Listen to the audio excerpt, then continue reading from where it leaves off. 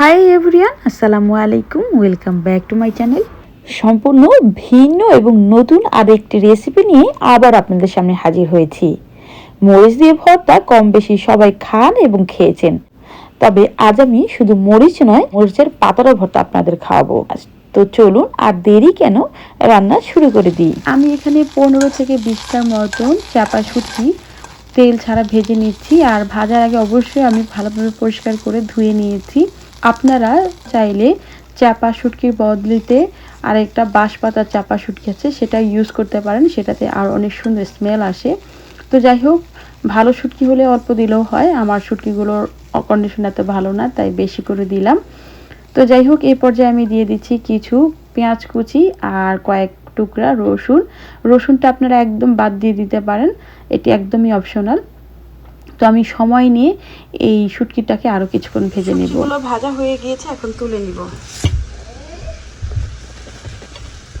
এই পর্যায়ে আমি অন্য একটা ফ্রাই প্যানে কিছু মরিচ ভেজে নিচ্ছি। এখানে বোম্বাই মরিচ আপনারা দেখতে পাচ্ছেন, আসলে এগুলো বোম্বাই মরিচ, ঝাল নাই। এখন চলে আসবে আমাদের মূল ইনগ্রিডিয়েন্টস, সেই মরিচ গাছের পাতা। এই পাতাগুলো আসলে একদমই উচ্ছেদ গাছের, এগুলোতে কোনো কাজেই লাগে না।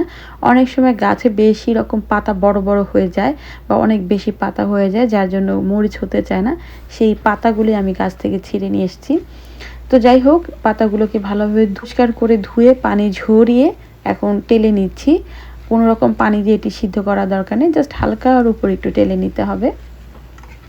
তো আমার টালা অলমোস্ট শেষ, এখন আমি এগুলোকে নামিয়ে নিব।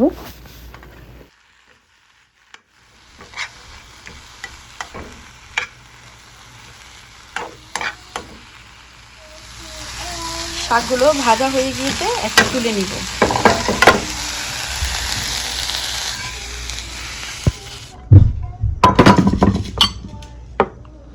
এখন এই সবগুলোকে পাটায় পিষে নিব। আগে মরিচটা বাটবো। তো এখন আমি প্রথমে আগে মরিচগুলো বেটে নিব।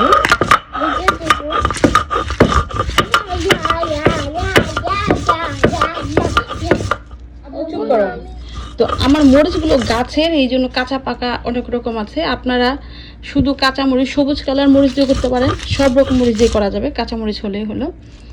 তো গাছের মরিচ, তাই বিভিন্নটা বিভিন্ন রকম হয়েছে।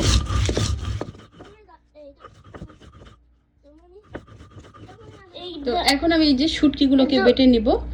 আর আমার এখানে শুটকির পরিমাণটা অনেক বেশি, তার কারণ হচ্ছে যে আমাদের এখানকার যে শুটকিগুলো, সেই মানে আমাদের এখানকার বা যেখান থেকে আমি শুটকিগুলো কালেক্ট করেছি, শুটকিগুলোর ঘ্রাণ সুন্দর না, মানে ঘ্রাণটা তেমন একটা নাই।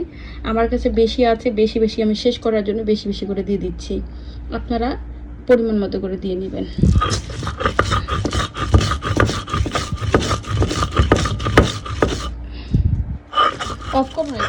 তো এই যে রসুনটা দিয়েছিলাম, এটা অপশনাল বলেছি, দিলেও খুশি না দিলেও খুশি, আমি দিয়ে দিয়েছি।